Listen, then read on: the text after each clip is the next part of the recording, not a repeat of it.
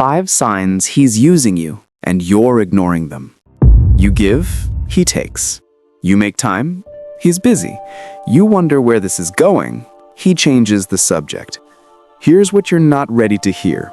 He's not confused about what he wants. He's not emotionally unavailable. He's not figuring things out. He knows exactly what he's doing, and what he's doing is using you. By the end of this video, you'll understand the 5 patterns that separate men who are genuinely interested from men who are just keeping you around until something better comes along. If you've been telling yourself, he's just going through something, or he'll change once things settle down, this video will show you what's really happening. Sign 1. He only reaches out when he wants something: attention, sex, emotional support, or favors. Let's start with the pattern that's easiest to see once you know what to look for. Men who are using you have a predictable rhythm. They appear when they need something, and they disappear when they've gotten it. You're not a priority in his life. You're an on-demand resource. Think about your text history with him right now. When does he reach out? I'm willing to bet it's not random. It's when he needs something. Late-night texts after 10 p.m. asking to hang out, and we both know what that really means. These aren't invitations to spend quality time together.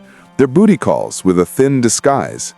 If he valued you as more than convenient access to sex, he'd make plans in advance during reasonable hours. He'd want to actually spend time with you, not just show up when he's bored or his other options fell through. Or maybe it's not about sex. Maybe it's emotional support. He goes silent for days, even weeks. Then suddenly your phone lights up with paragraphs about how hard things have been, his relationship drama, his work stress, his family issues. He needs someone who understands him, and that someone is you. So you drop everything. You stay up late consoling him. You give advice, comfort, validation. You make him feel better. And then what happens? Once the crisis passes, once he feels better, radio silence. Until the next problem, until the next time he needs his emotional support person. Jessica lived this exact pattern.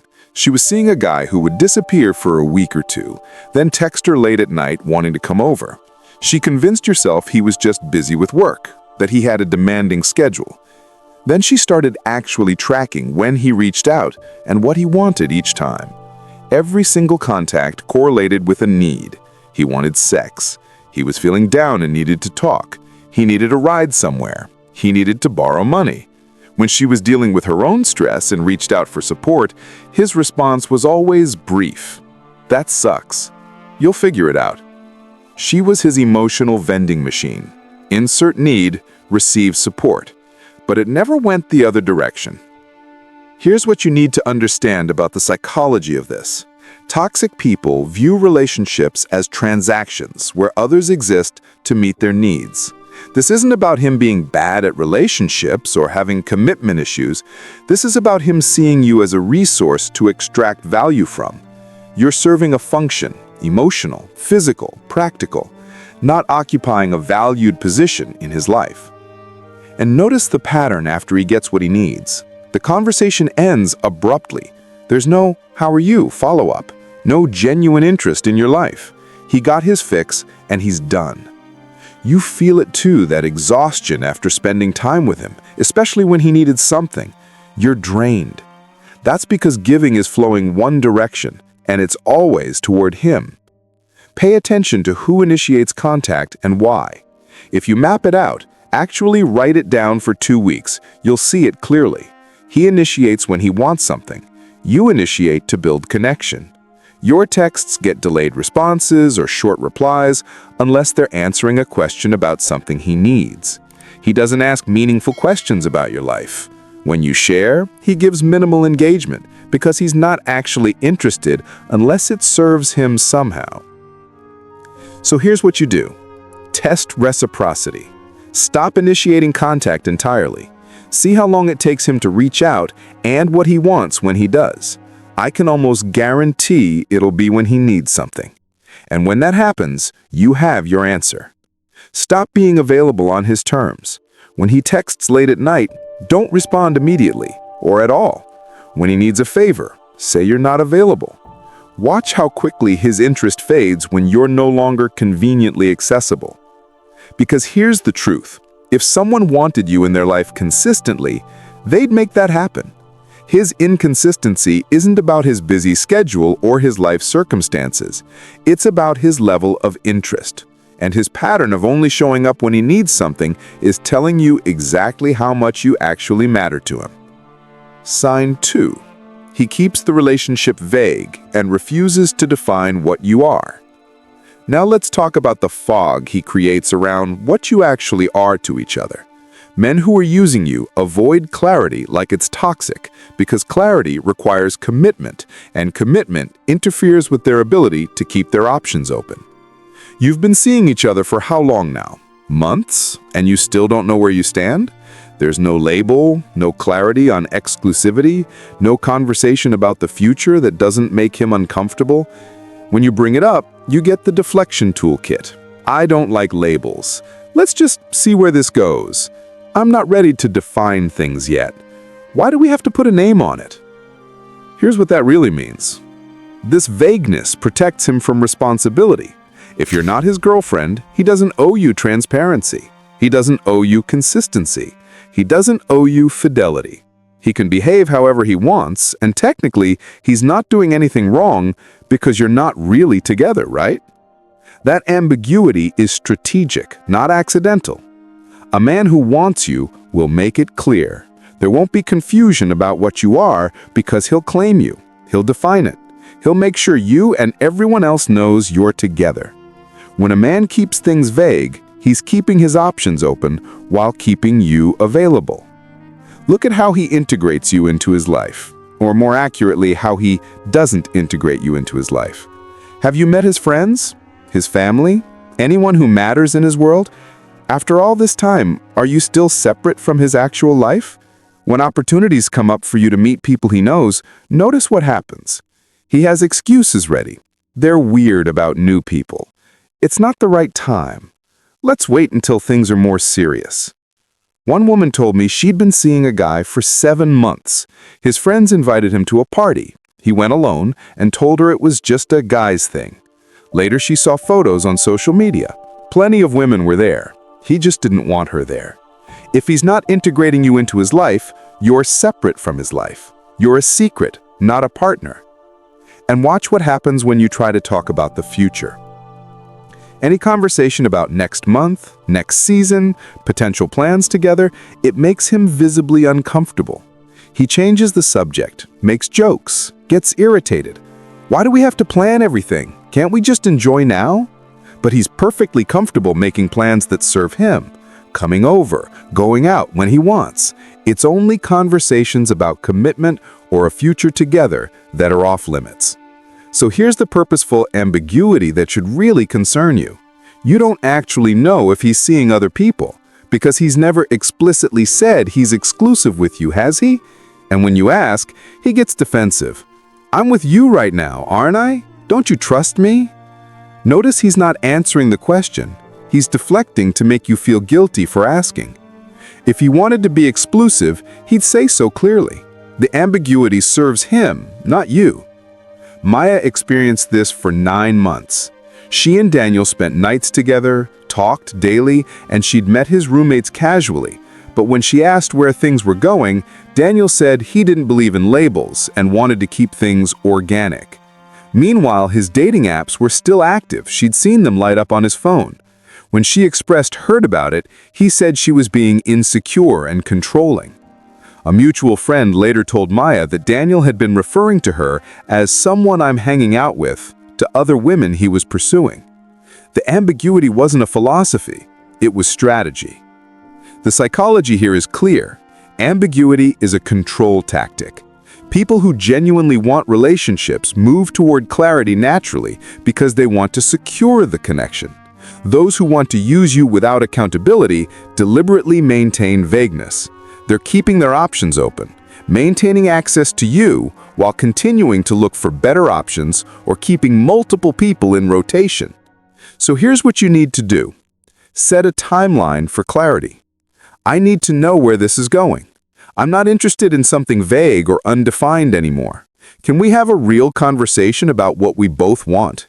And when he deflects with, why do we need to label it? You respond with, because I need to know if we're building something together or if I'm wasting my time. Watch his actions, not his words. Does he behave like someone building a relationship, introducing you to people, making plans, being consistent? Or does he behave like someone keeping you at arm's length while maintaining plausible deniability? Give one clear ultimatum. I need a committed, exclusive relationship. If that's not what you want, I need to know now so I can move on. Then follow through based on his response or his non-response. Because after a reasonable period of dating, a man knows if he wants to commit to you. More time won't change that. He's just hoping you'll settle for the situationship. Sign 3. He doesn't invest in you. Time, effort, money, emotional energy. Most important. This sign is the most telling because investment reveals value. Men who are using you give you the bare minimum required to keep you around. Meanwhile, you're overextending yourself, making sacrifices, convincing yourself that your excessive effort will eventually inspire him to match it. It won't. Let's start with time, because time is the most honest indicator of priority. You rearrange your schedule to see him. You cancel plans, shift commitments, make yourself available when he's free. But he only sees you when it's convenient for him. You drive to his place every time. He rarely or never comes to yours. You make time even when you're busy. He cancels plans when something better comes up, whether that's his friends, a work thing, or just being tired. People make time for what they value. If he's not making time for you, if he's not accommodating his schedule to include you, you're not a priority. You're a convenience he accesses when everything else in his life has been handled first. Now look at the effort disparity. You plan dates. You remember important details about his life. You send thoughtful messages. You make an effort with your appearance when you see him. And him? He shows up. That's it. He expects you to be available and puts in minimal effort to make you feel special or valued. Lauren knew this feeling well. She'd plan nice dates, cook for him, remember his favorite things. His idea of a date was her coming to his place to watch him play video games. When she suggested they do something special, he'd say he was broke or tired.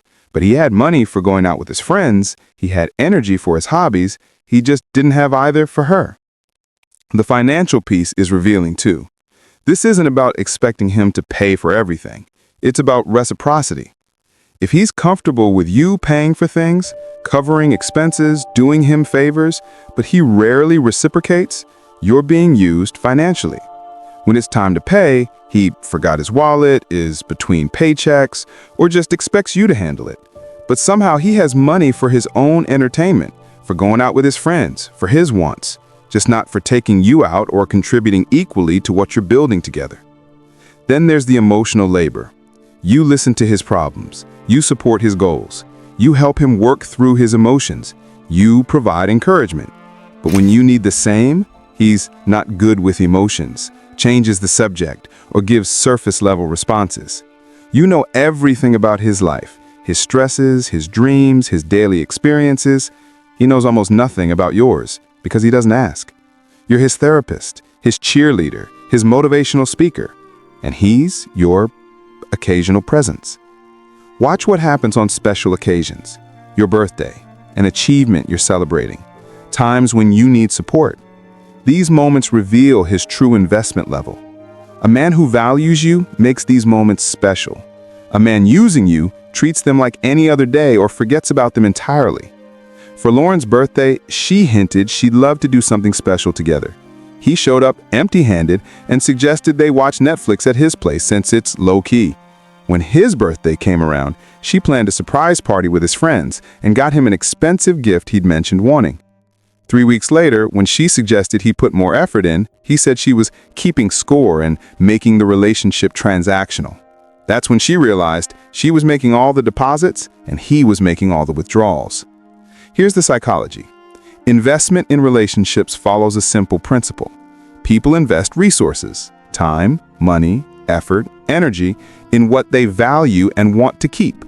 When someone consistently underinvests while accepting your overinvestment, they're showing you your value to them. You're not worth their resources. So stop overinvesting immediately. Match his energy level. If he's putting in 20%, you put in 20%. See what happens to the relationship. I can tell you what'll happen. It'll evaporate because the relationship only exists at the level it does because of your effort, not his interest. Track the investment disparity for 2 weeks. Note every time you invest time, effort, money, or energy versus when he does. The imbalance will be undeniable. Then make a direct request. I need more effort and investment from you. Specifically, I need you to plan dates, come to my place, put thought into our time together. Can you do that? Watch what changes or doesn't. If he makes excuses, gets defensive, or promises to change but doesn't, he's telling you he's comfortable with the imbalance. And that comfort with taking from you without giving back, that's him telling you exactly who he is. Before we get to sign number 4, if this video is making things uncomfortably clear, hit that subscribe button. We're here to help you see patterns clearly so you can make decisions from strength, not from hope that things will magically change. All right, let's keep going, because this next sign explains why you feel so emotionally exhausted. Sign 4. He's emotionally unavailable when it's about your needs, but fully present when it's about his. Here's where the emotional extraction becomes obvious. Men who are using you have selective emotional availability. They're fully engaged when they need emotional support, validation, or sexual intimacy from you, but they shut down, dismiss, or disappear when you need the same. Your needs are inconvenient. His needs are priority. When he's going through something, you're his safe space. He opens up, he shares his struggles, he seeks your advice and comfort. You're there for all of it. But when you're going through something, when you're struggling, when you need someone to just listen, suddenly he's not good with emotions. He doesn't know what to say. He tells you to stay positive or not overthink it. Notice what's happening. He can do emotional intimacy when he's receiving it. He can't or won't do it when you need it from him. He seeks constant validation from you. Does he look good? Did he make the right decision? Is he smart, capable, attractive, enough? And you provide it. You reassure him, you build him up, you tell him he's amazing. But when you're feeling insecure and need reassurance, you're being needy. You're fishing for compliments. Your need for validation is somehow different from his. His is legitimate. Yours is a character flaw. Brittany saw this clearly with her boyfriend. He'd call her crying about work stress, family conflicts, feeling unappreciated by friends. She'd spend hours consoling him, validating his feelings, helping him process everything. But when her grandmother died, his response was, "I'm sorry, that's hard," followed immediately by asking if she still wanted to hang out that weekend because he'd had a rough week and could really use the company. He made her grief about his need for comfort. When you have a problem, watch what he does. Does he minimize it? It's not that big a deal. Does he offer surface-level solutions just to end the conversation quickly? Does he get frustrated that you're always upset about something? Notice his body language and engagement when you share something difficult. Is he present and caring, or is he checking his phone and waiting for you to finish so he can move on to something else? Here's the emotional selectivity that's particularly painful. He's fully engaged and emotionally present when he wants sex or physical intimacy. He's affectionate, warm, attentive, but after, he's distant, on his phone, or finding reasons to leave or have you leave. His emotional warmth has a direct correlation to whether he wants something physical. Once he gets it, the warmth evaporates. You're experiencing conditional emotional availability based entirely on his needs. And when you express that you need more emotional connection, support, or vulnerability from him, he frames you as too needy, too emotional, too demanding. This is manipulation. He's making your reasonable need for reciprocity seem like a character flaw. When you question his emotional unavailability, he uses his nature as an excuse. I'm just not an emotional guy. Even though he has no problem being emotional when he needs support from you. The result? You've stopped sharing your feelings with him because his reaction makes you feel worse, not better. You're afraid to be vulnerable because it'll either be dismissed or used against you later. You're managing your own emotions alone while still being expected to manage his. Here's the psychology. This selective emotional availability is a hallmark of emotionally manipulative behavior. Users display emotional empathy only when it serves them. They can turn on emotional connection to get their needs met, but turn off when reciprocating would require genuine investment. This creates what psychologists call emotional extraction dynamics. You're depleted while he remains fulfilled, ensuring the power dynamic always favors him. So test emotional reciprocity. Share something you're struggling with and watch his response carefully. Is he present, caring, and supportive, or is he dismissive and uncomfortable? Stop being his emotional crutch. Next time he needs emotional support, give minimal engagement. See if he even notices the reduced support, or if he just finds someone else to get it from. Name the pattern directly. I notice you need a lot of emotional support from me, but when I need the same, you shut down or dismiss my feelings. That's not a partnership. And don't accept the "I'm just not emotional" excuse. If he can be emotional when he needs support, he's capable of emotional connection.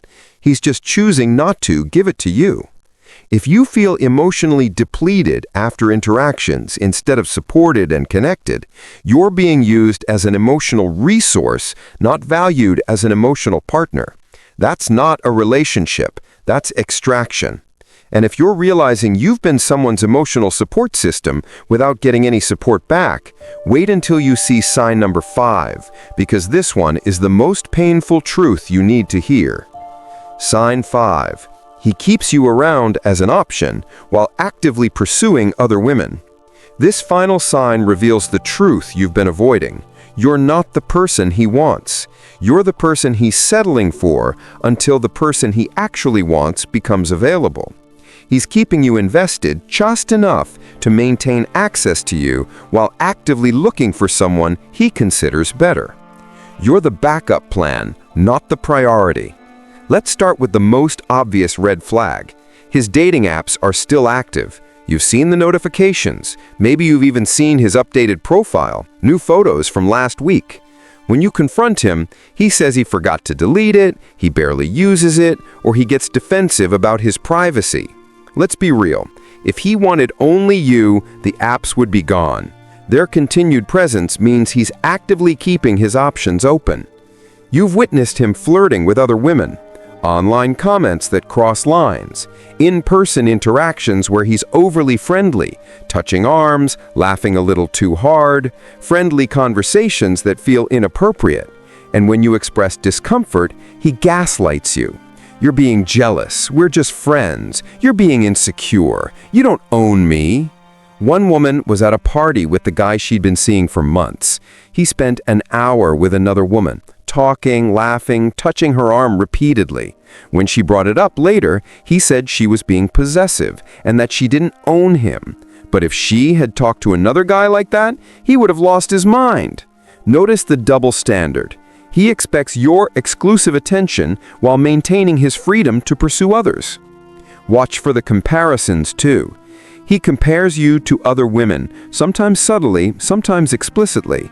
My ex used to, followed by something you don't do. My friend's girlfriend, followed by something you aren't. These comparisons are designed to keep you insecure and trying to win his approval by being more like what he claims to want. By keeping you competing against real or imaginary alternatives, he ensures you're always working to keep his interest instead of evaluating whether he deserves yours. Look at his social media behavior. Tagged photos at places you weren't at, even though you were together that day. Check-ins at locations he didn't mention. Posts that don't include you despite you being there. He has active DM conversations or Snapchat streaks with other women that he guards like classified information. When you're together, he's hyper-aware of his phone, angling it away, getting notifications he quickly dismisses. He's maintaining multiple relationship tracks simultaneously. You're one of several women receiving his attention. And when he talks about his future, even the near future, like next month or next season, you're notably absent from those plans. He discusses life goals, career moves, travel plans, as if he's single. A man who sees you in his future includes you in his future talk naturally and effortlessly.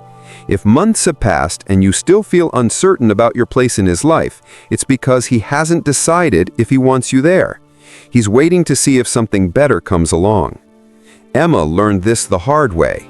She'd been seeing Chris for 8 months and thought things were going well until a friend showed her Chris's updated Tinder profile, new photos from last week. When Emma confronted him, he said he wasn't really using it and forgot it was there. But Emma created a fake profile and found him actively swiping and messaging other women.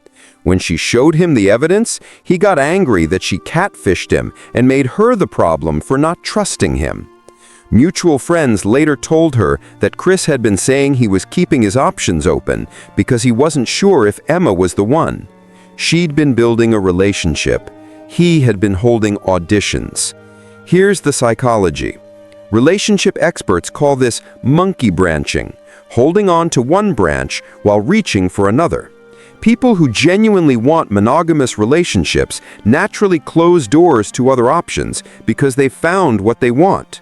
Those who keep doors open are either commitment phobic or actively auditioning for something they consider better. The cruelest part? He's giving you just enough attention to keep you invested, that intermittent reinforcement we talked about earlier, while investing his real energy in pursuing others. You're being kept on standby while he's shopping around. So trust your gut about other women. If your instinct says something inappropriate is happening, it usually is. Don't let him convince you you're paranoid. Ask directly about exclusivity. Are you seeing or talking to other women romantically? Are you looking for other options? Watch his answer carefully. Does he give a clear yes or no, or does he deflect and dodge? Set a clear boundary. I'm not interested in being one of several women you're entertaining. I need exclusivity and commitment, or I need to move on. And don't compete for his attention. If he's making you feel like you need to compete with other women for his interest, you've already lost. Not because you're not enough, but because he's determined to keep shopping regardless of who you are. The moment you have evidence he's pursuing others while keeping you invested, end it.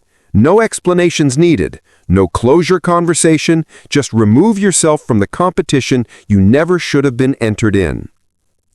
Let's recap what we covered.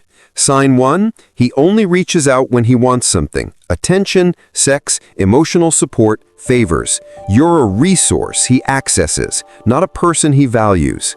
Sign 2, he keeps the relationship vague and refuses to define what you are because clarity would require commitment, and commitment would interfere with his options. Sign 3, he doesn't invest in you meaningfully. Time, effort, money, emotional energy. You're overextending while he's giving the bare minimum. Sign 4, he's emotionally unavailable when it's about your needs, but fully present when it's about his. The emotional exchange is entirely one-directional. And sign 5, he keeps you around as an option while actively pursuing other women. You're the backup plan, not the priority. Here's what I need you to hear. If you recognized him in multiple signs from this video, you already know the truth. You've known it for a while. The question isn't whether he's using you. The question is how long you're going to let it continue. Stop making excuses for behavior that clearly shows you're not valued. Stop convincing yourself that your excessive effort will eventually inspire him to match it. Stop accepting breadcrumbs and calling it a meal. A man who wants you makes it obvious. He pursues you consistently. He defines the relationship clearly. He invests in you meaningfully. He shows up emotionally. He makes you a priority, not an option. Anything less than that is him using you while you convince yourself it's a relationship. You're not confused about what you deserve. You're just afraid of what accepting the truth will require you to do. If this video gave you the clarity you've been avoiding, subscribe to this channel. We are breaking down the psychology behind relationships so you can make decisions from strength, not from hope. Here's my question for the comments. Which sign finally made it click for you? And more importantly, what are you going to do about it? Your honesty might give someone else the courage she needs. You deserve someone who chooses you clearly, consistently, and without hesitation. And anything less than that is just someone buying time until something they consider better comes along. Don't be anyone's placeholder.